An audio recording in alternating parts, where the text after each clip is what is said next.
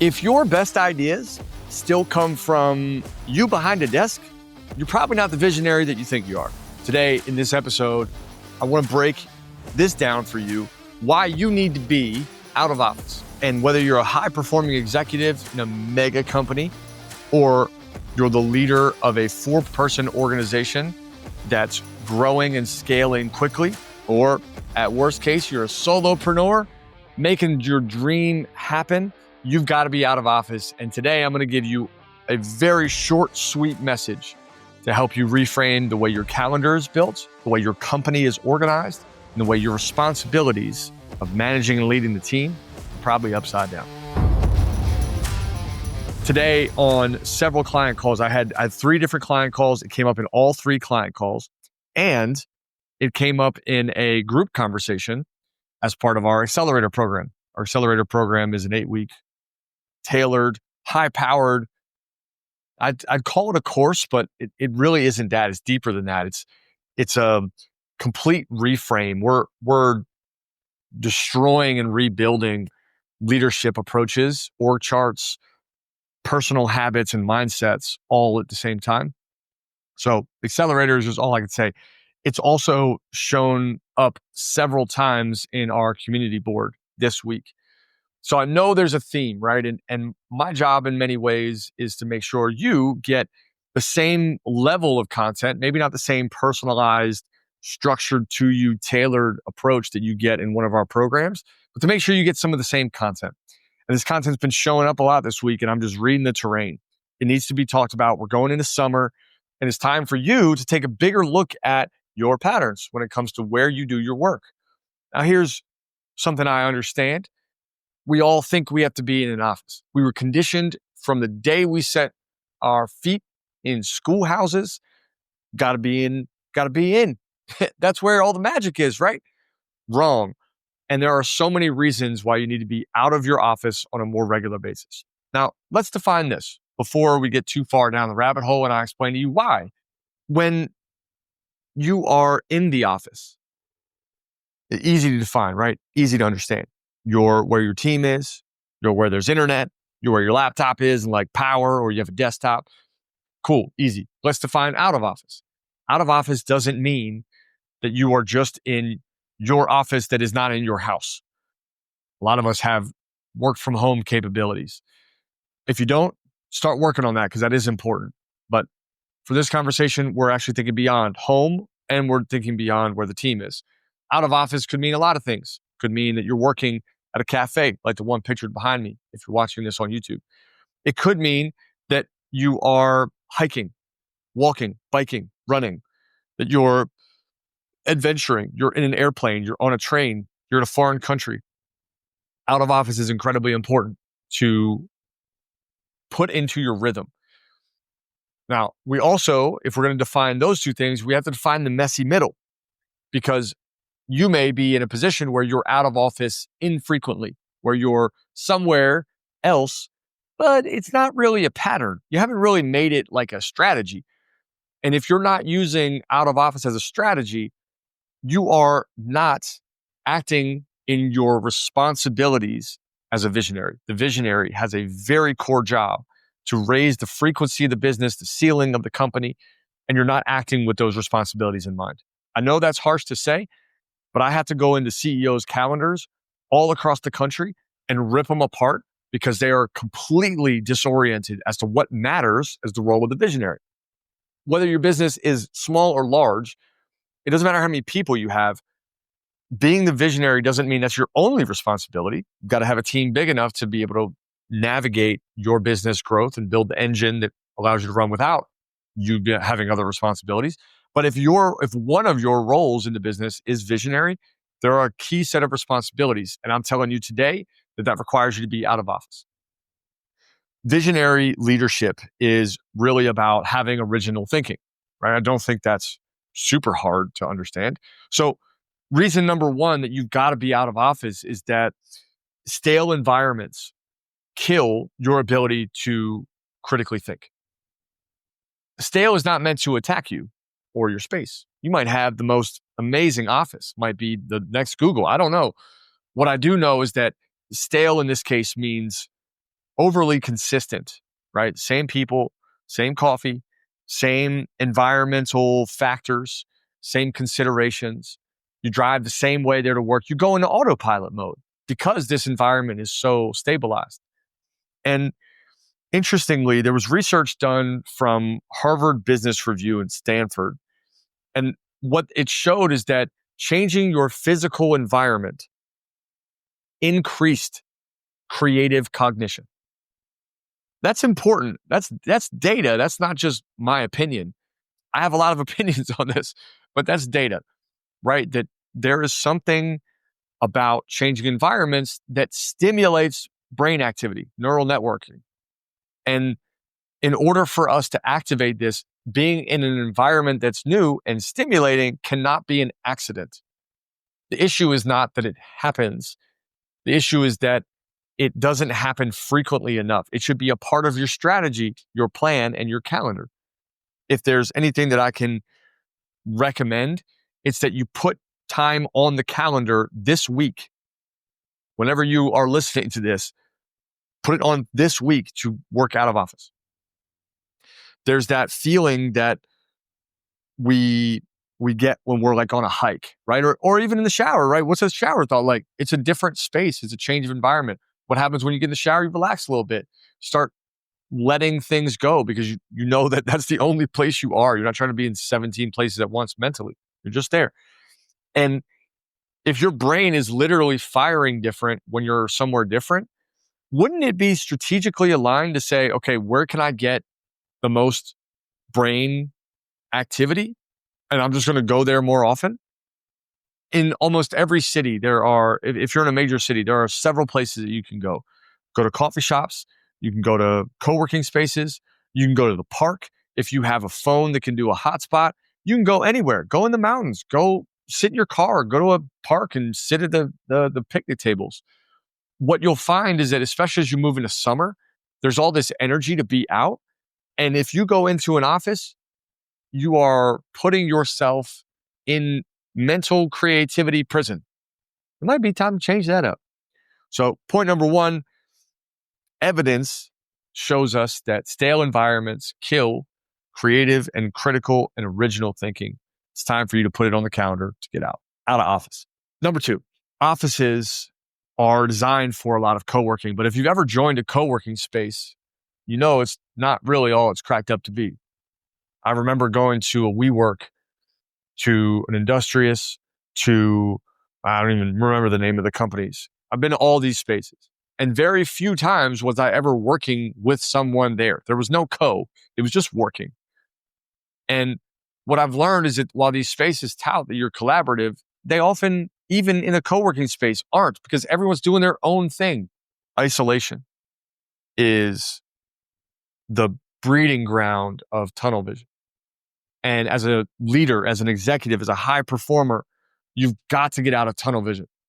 Out of office is a tremendous way to get back to a more expansive way of thinking. Tunnel vision is problematic for a variety of reasons, most of which I probably don't need to explain to you. There's a famous quote from, I believe it's Einstein. I might need to check this reference, where he says something to the effect of, you can't solve a problem with the same frequency, operating at the same frequency that you were in when you encountered the problem or when you created the problem. We don't have to spend a whole lot of time on frequency to decode that and say, all right, if you're locked in tunnel vision, you definitely can't elevate above a problem to solve it. And this is really about you elevating and solving problems.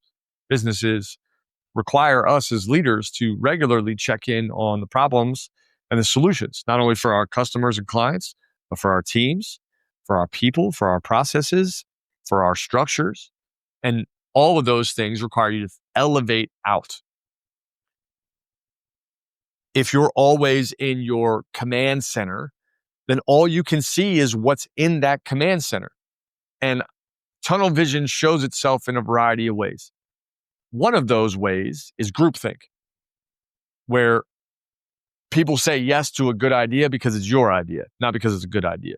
Something to watch out for as a leader. There's also one fun fact. If you ever want to test groupthink, Here's a fun way to test groupthink. Find the leader in the room. It might be you. I hope it's you. And I want you to say a joke, like a real bad dad joke. And notice how many people laugh to a joke that's not funny.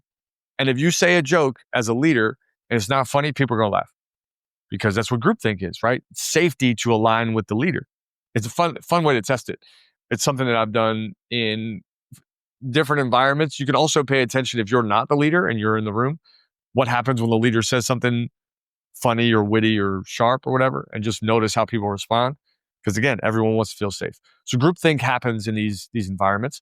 I think another culprit or another maybe symptom when you're in like the command center tunnel vision mode is that no one challenges ideas. If you're in the command center and you're in the cockpit all the time, you're likely not going to see a lot of challenges to ideas. You're not going to hear a lot of conflict.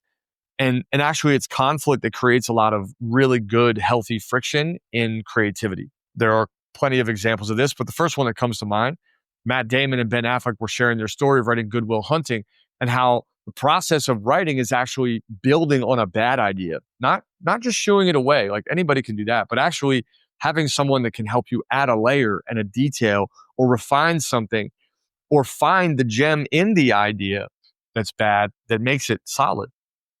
They've got a really good interview on that if you ever want to check it out. Travel and adventure out of the command center are going to increase things like novelty. And with novelty comes perspective, right? Just something a little bit different.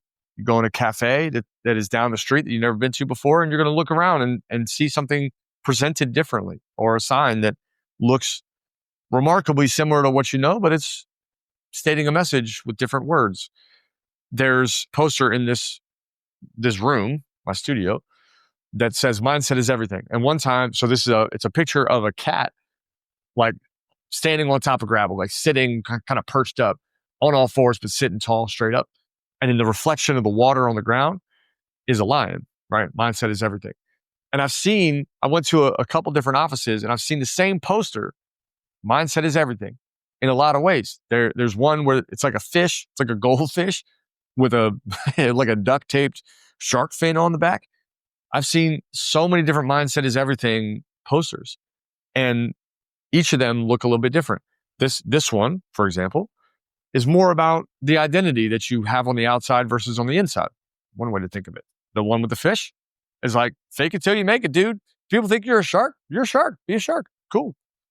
So this idea of, being exposed to new places, cultures, maybe activities, ways of doing business will actually start to help you question your defaults and make what I like to call asymmetrical shifts that have low friction, but high value. And I would recommend that you getting out of the command center happens often and that you are attentive when you get out to begin asking some questions. Look around at people doing business. Look around at what they're doing. Look outside of your industry. Assess what's going on.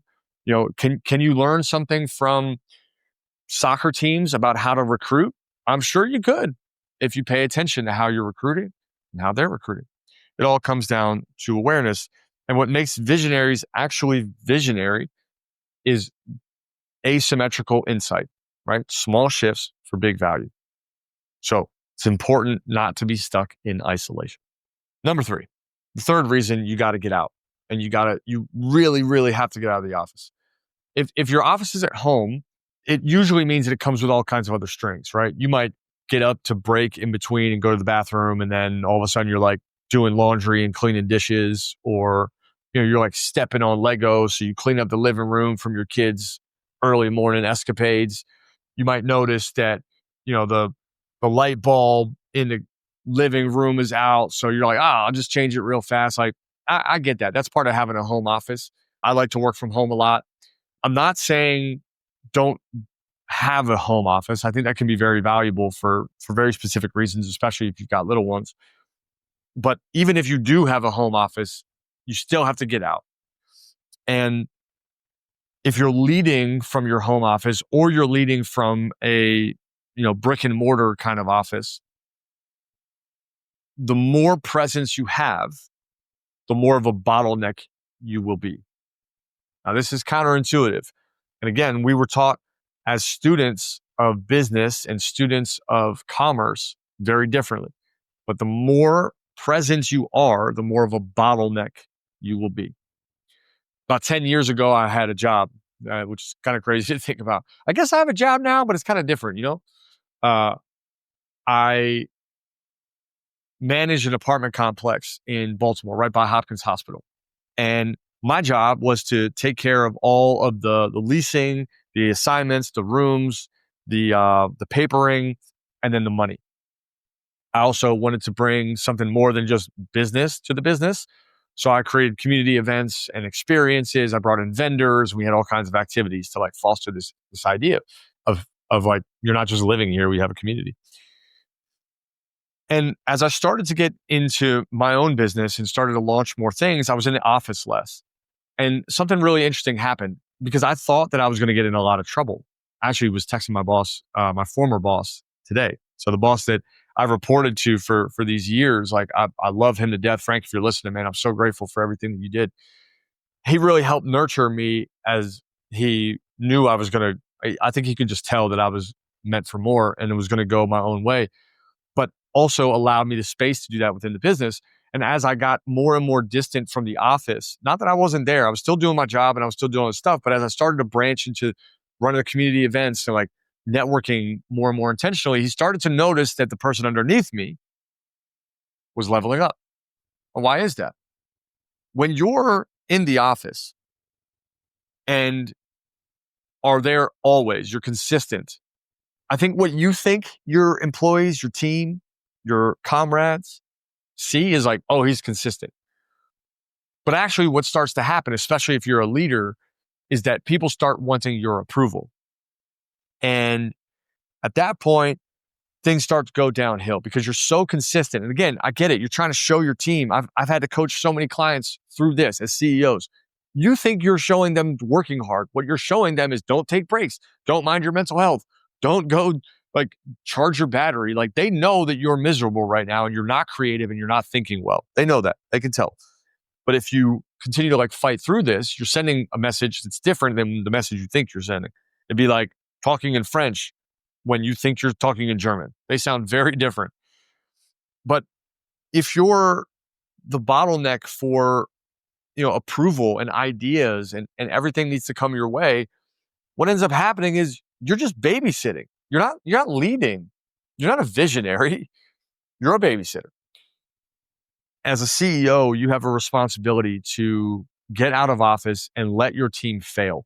It's the same thing that I had to deal with when I was coaching soccer.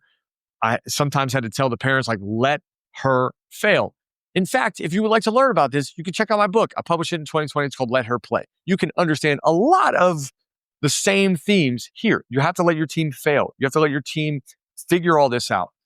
And we've got clients all across the country. And over and over and over, we have to train leaders to let go, to step back and let someone fail. Now, here's what that often means. You're going to get a phone call where someone says, hey, I don't know how to do this. And here's what I want you to say. Here's a crispy piece of advice to help you be a better leader. Say, I can't answer that question right now. If it's still a problem or you still haven't figured it out in an hour, I'll be free to help you. You'd be surprised at how many people ain't going to call you that because they're going to learn to deal with the problem on their own. And if you're always there, they will always knock on your door and they will bother you. The idea of working remotely or traveling or just being at a park with your laptop out forces your team to be more critically aware. It forces them to solve more problems, ask less questions, and step the hell up. And all of this while you're being more creative.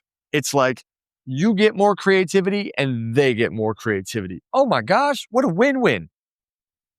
When you're in the office, it's so much easier to just go like, oh, well, Aaron knows how to do this. Like, and here's the thing, you probably fall prey to this just like I do, because I know I do this. If someone's like, hey, you're so good at this, can you help me? Man, that shit's done for them because I know how to do it way faster than they do. And speed is a nemesis of visionary leadership. As a visionary, we have to learn how to let our team go at their pace and not at ours because we are cheetahs and we sprint all the time.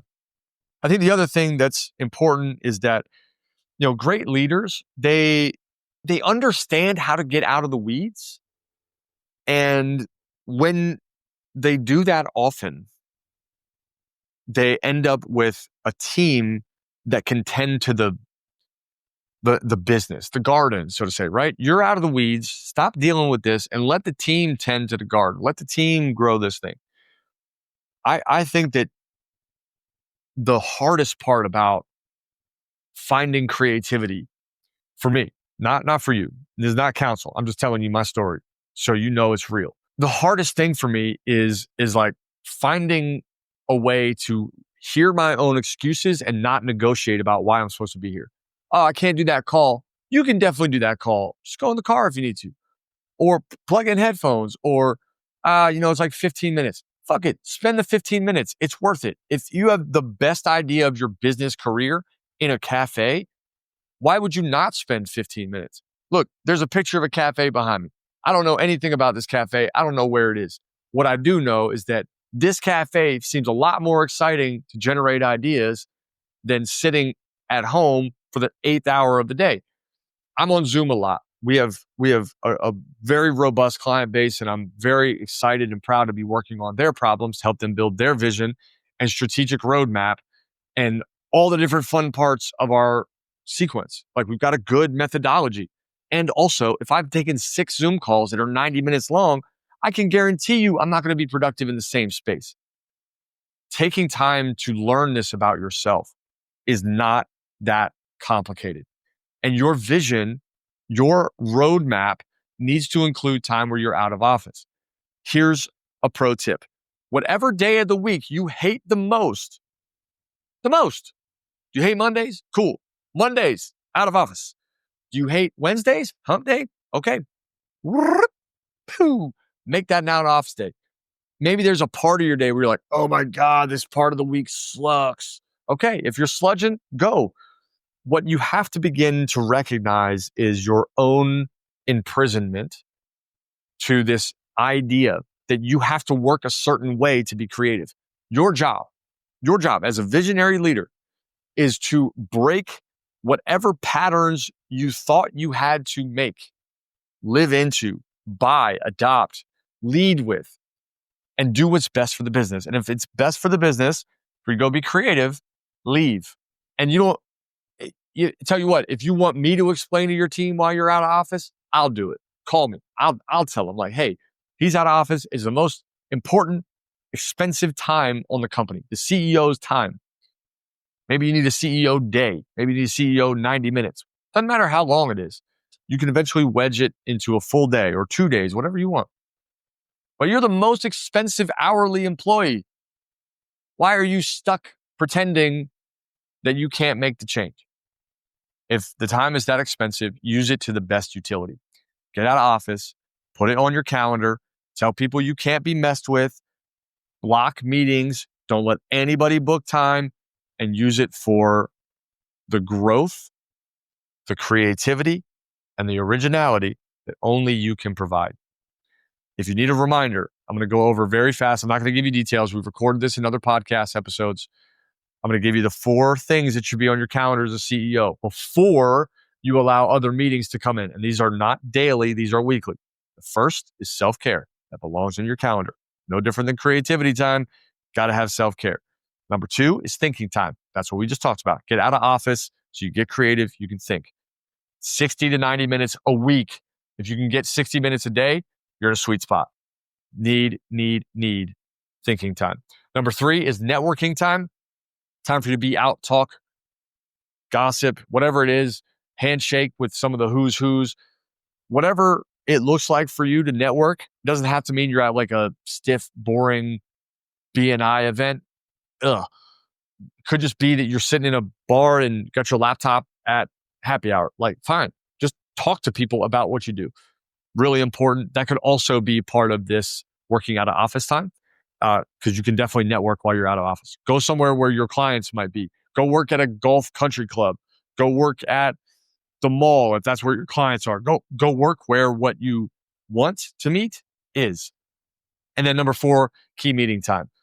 key people time. So that might be your managers, your leaders, your little micro teams, your leadership team, your C-suite, whatever it is, key meeting time. Obviously, getting out of office translates into all of that. So your job, after listening to this episode on 1.5x, so I talk really fast, is to get this on your calendar. So your job now is to go open your calendar whenever you stop driving or wherever you're doing. And I want you to open your calendar and I want you to put out of office on a recurring weekly basis on your calendar. You can use it for networking. You can use it for self-care. Could be both. Could be thinking time. All three of those, doesn't matter, but you've got to do it out of the office. You'll thank me later. I hope that you find your brilliance. I hope that you find your creativity, your originality, because the world needs you as a visionary to be in touch with your vision. And if you're having a hard time doing that, if you don't know where to start, you can't dig yourself out from the day-to-day activities, you don't know how to delegate, or you are incredibly stuck and overloaded and don't have a clue where to start, you got to check out our accelerator program. It's an 8-week crash course on how to completely change your business, your life, how to think better like a visionary, and how to build bigger your business, your enterprise, so that you get the adventure, the lifestyle, the off time, the out of office, the adventures, like all at the same time. I think I said adventures twice because they're that important. The next accelerator is going to launch in July of 2025. We'd love to have you. Small group, 10 people. I will guarantee you change. And if this episode spawns any kind of like resistance, that means it's for you. It's time to create change. Get out of office, work freely, get your family traveling with you. Tell them to go to the pool at the hotel while you do your work. It'll be better for everybody. I'm telling you, let's make it happen. Have a great day. Make sure you get out of your own way, that you're mindful of your impediments and the things that you put in your own pathway, and be sure to live into your vision. I'll see you on the next episode. See you guys.